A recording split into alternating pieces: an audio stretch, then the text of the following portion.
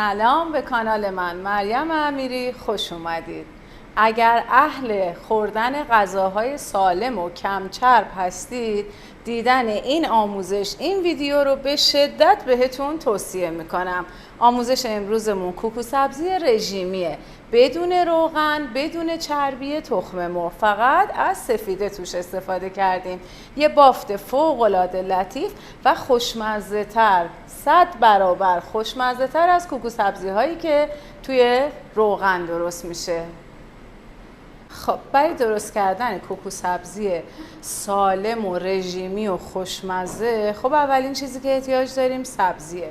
خیلی خیلی مهمه که بدونیم از چه سبزیایی و با چه درصدی باید استفاده بکنیم. دوستان، سبزی که برای کوکو استفاده میشه معمولاً تره هست، جعفری، شیوید و گشنیز. اگر فصل پاییز و زمستون باشه که سیر تازه هم باشه، از برگ سیر تازه هم توی سبزیمون استفاده میکنیم. ولی اگر فصل برگ سیر تازه نباشه، به دلخواه میتونیم پودر سیر یا 1 تا 2 حبه سیر رنده شده بهش اضافه کنین. الان سبزیایی که من استفاده کردم، هر 4 تا سبزیم دقیقاً برابر و مساوی هم هستن. همینطور که میبینید به اندازه 1 دسته کوچیک تره داریم، 1 دسته کوچیک جعفری، 1 دسته کوچیک شوید و 1 دسته کوچیک هم گشنیز. سبزی ها رو بعد از اینکه پاک کردیم و شستیم باید بذاریم کامل بمونه تا آبشون حسابی بره.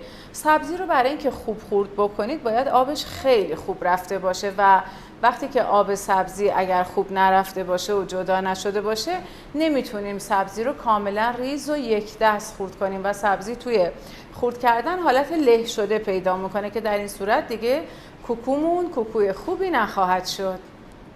خب من الان میخوام سبزی ها رو شروع کنم به خورد کردن. یه مقدار حجمش رو کمتر میکنم چون روی این تخته این حجم سبزی برای خورد کردن زیاده و توی 2 مرحله سبزی هامو خورد میکنم.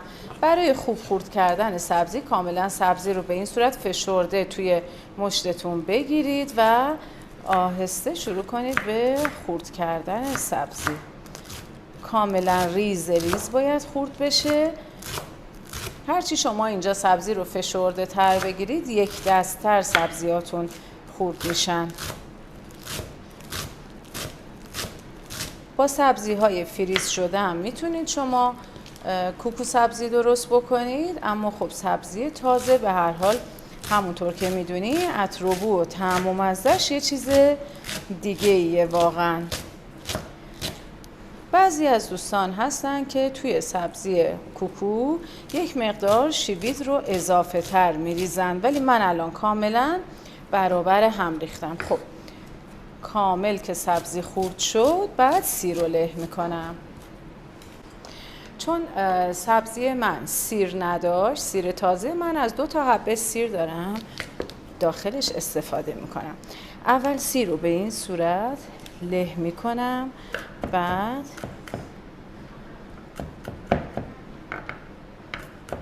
یه مقدار خوردش میکنم و بعد برای اینکه سیرم بهتر له بشه یه کمی نمک روش میزنم.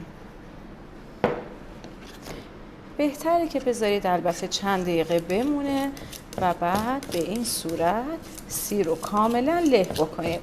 سیر باید کامل له بشه، به صورت پوره در بیاد و توی سبزیتون پخش بشه، نباید حالت تیکه‌ای زیر دندون احساس بشه. از پودر سیرم میشه استفاده کرد برای داخل کوکو سبزیتون. خب همونطوری که گفتیم من الان سیر رو بریزم. از پودر سیرم میتونید به جای سیر تازه استفاده کنید. مرحله بعد اضافه کردن زرشک و همینطور مغز گردوه. زرشک و مغز گردو رو هم اضافه میکنم به موادمون. برای کوکو سبزی نیازی نیستش که ما بخوایم زرشک رو تفت بدیم، به همون صورت خام اضافه میکنیم و حالا نمک و فلفل و یه مقدار هم زردچوبه. این نمک، یه کمی هم فلفل سیاه و 1 مقدار هم زردچوبه. زردچوبه رو تقریباً به اندازه نصف قاشق چایخوری اضافه کردم، نمک حدود 1 قاشق چایخوری سرخالی من ریختم و فلفلم تقریبا 1/4 قاشق چایخوری و 2 تا قاشقم آردو بهش اضافه میکنم. این مواد رو با هم دیگه مخلوط میکنم و بعد شروع میکنیم به اضافه کردن تخم مرغمون. خب همونطور که اول ویدیو هم گفتم ما برای این کوکو سبزی رژیمیمون از سفیده تخم مرغ استفاده میکنیم و اصلا زرده اضافه نمیشه. سفیده ها رو میریزم و حسابی شروع میکنم به هم زدن. این کوکوی سبزی با این روشی که درست میکنیم پروتئین و ویتامین خیلی خیلی زیاد و بالایی داره. من تقریبا حدود 10 تا سفیده تخم مرغ رو به این مواد اضافه کردم. کاملا هم میزنیم. یه مقدار باید خوب و همچین درست و حسابی هم بزنید تا قشنگ این سفیده ها باز بشن و حالت پفی پیدا بکنن. الان مایه کوکومون آماده است. چون سبزیش تازه است ببینین چقدر هم خوش رنگه. خب حالا میخوایم بریم برای پخت کوکو.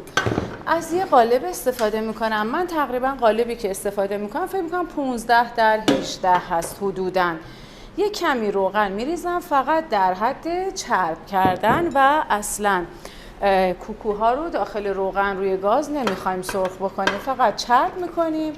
میریزیم مواد کوکو رو داخل قالبمون و میره داخل فر برای پخت.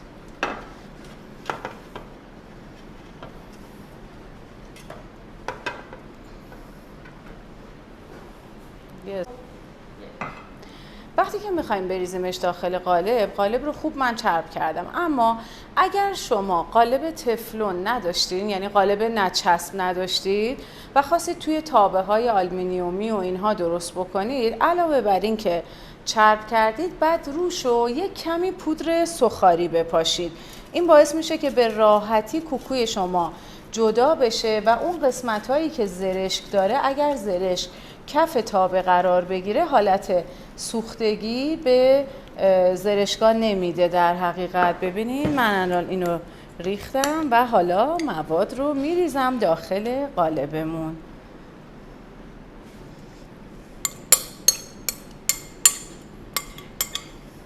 کاملا روشو صاف میکنم و بلا فاصله باید بره توی فر از قبل گرم شده.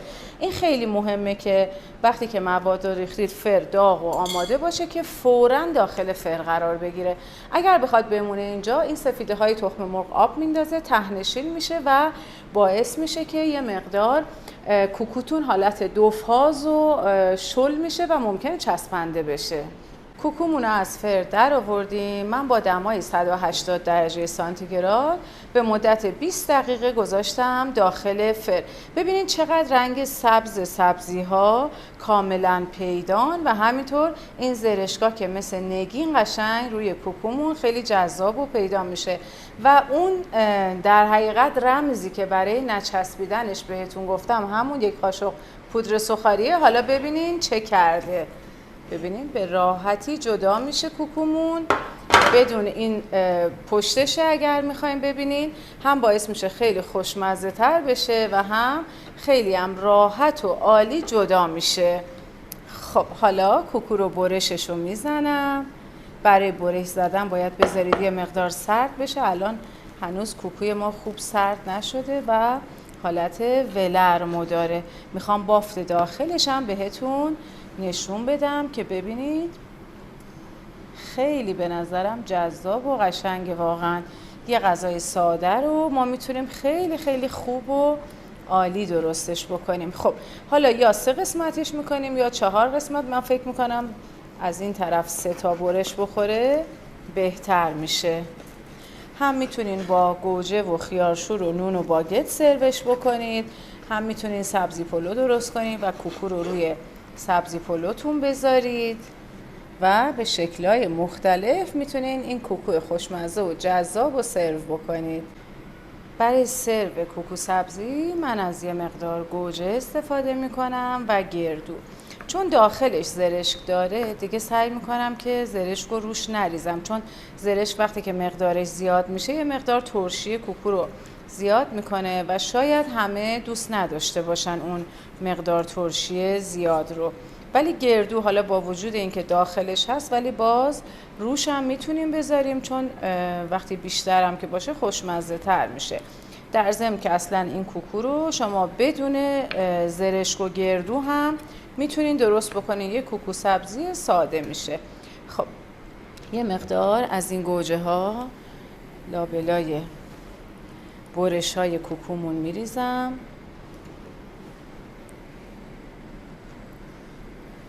و یه کمی هم گردو میذارم روش و دیگه آماده میشه.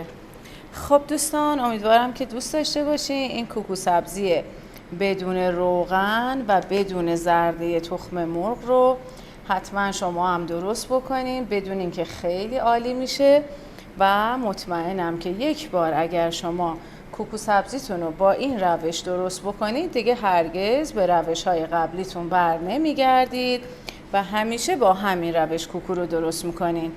نوش جونتون باشه.